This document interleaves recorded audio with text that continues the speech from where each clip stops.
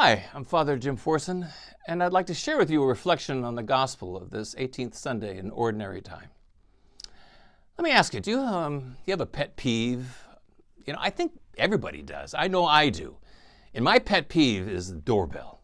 Or actually, it's when people ring the doorbell repeatedly and ding dong, ding dong, ding dong, ding dong.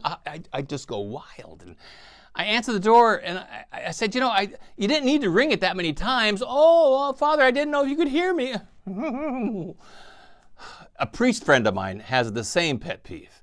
And so what he did at his church was he put a sign right by the doorbell saying in English and Spanish, ring the bell, toque el timbre once. And so, of course, the next day, ding dong, ding dong, ding dong, and he just goes flying to the door. And he says to the lady there, a little Mexican lady standing there, he says, did you see the sign? And she says, sí, padre, ring bell, toque el timbre, once, which is Spanish for 11 times. So, it's just a pet peeve. And I think we all have our own, and we all realize it's not the end of the world or anything like that. And in fact, sometimes when that pet peeve gets out of control and we lose it over it, we say to ourselves afterwards, what's the matter with you? Would you calm down? This is no big deal. And that's right. It's not a big deal. It's a pet peeve. But there are some things that can really disturb us, really get under our skin, that are big deals and that can bother us deeply. And the one thing that bothers me deeply, and whenever I bump into it, I get so undone by it. And that is what I consider to be the worst sin of all the sins we could commit. And it's greed. Greed completely undoes me when I bump into it. Now, I know the church teaches there are 7 capital sins, greed being one of them, and the others sound more powerful, like pride, wrath, lust, envy, gluttony, sloth. I get that.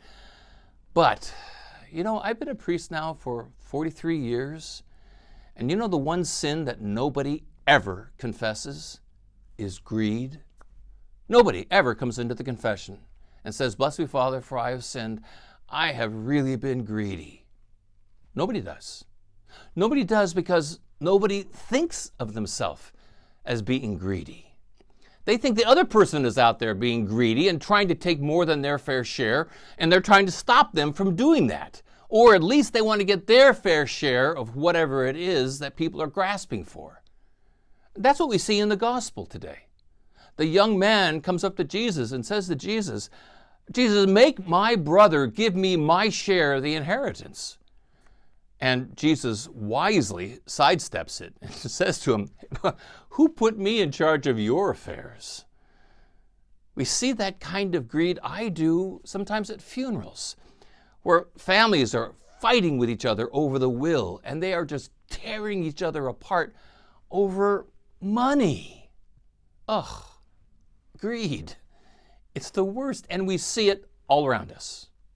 Haven't we heard about CEOs of corporations who get just incredible bonuses in the tens of millions, and at the same time, employees in the corporation are being laid off because of financial difficulties? And you think to yourself, you're taking all that money and you're laying off your workers? And the justification you hear is, my bonus has nothing to do with their salaries. My work deserves that bonus. And people justify greed. We see it on the billboards, the radio and television ads of some of these law firms saying things like, call us and we'll get you the money you deserve. That's what we call justice. And I don't know where in the world we started putting dollar signs on justice, but money is how we keep score. This one ad said, guy got $50,000. He could have gotten $1 million. Call me. I mean, awful. Greed. And I think most of us, when we think of ourselves, we we don't think of ourselves as greedy people at all. We don't. And maybe we're not greedy for money, but Jesus also later on said in this same gospel, avoid greed in all of its forms. And I think there is where it gets insidious, because greed can present itself in so many different ways. For example, I think all of us can fall into the temptation of being greedy with our time and how much time we want to give to someone or something else. And haven't we all said to ourselves, I don't have enough time for me. I don't have enough time for what I want to do. Or we avoid someone else because they take up too much of my time.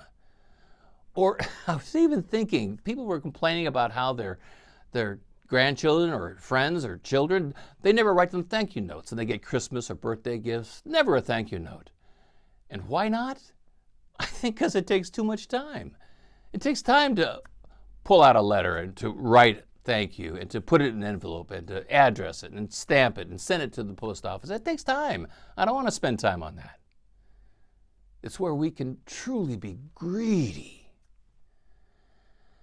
But the good news is there's a cure. There's like a medicine we can take that will heal us of greed immediately. The hard part is just taking the medicine. This friend of mine, she puts out her husband's meds every morning. And she says to him, honey, here's your pills, take your pills. And his answer often is, yeah, I will. No, I'm going to take them now. Well, I don't want to take them now. I'll take them later. Take your meds. There's a cure for greed, but it's a difficult one. It doesn't sound like it, but it is. And the cure is gratitude. Gratitude will heal whatever greed has wounded. And by gratitude, I don't mean simply saying, boy, look at how much I have compared to everybody else. Gratitude isn't something where we're comparing, I have a house, I have clothes, I have food, and 3/4 of the world doesn't. No, that's not the kind of gratitude I'm talking about. The kind of gratitude I'm talking about is when I look at what I have and I realize it's a gift. Oh, granted, I did hard work and so forth. I'm not knocking any of that, but everything that I have truly is a gift. And everything that I have truly can be taken away or can disappear tomorrow.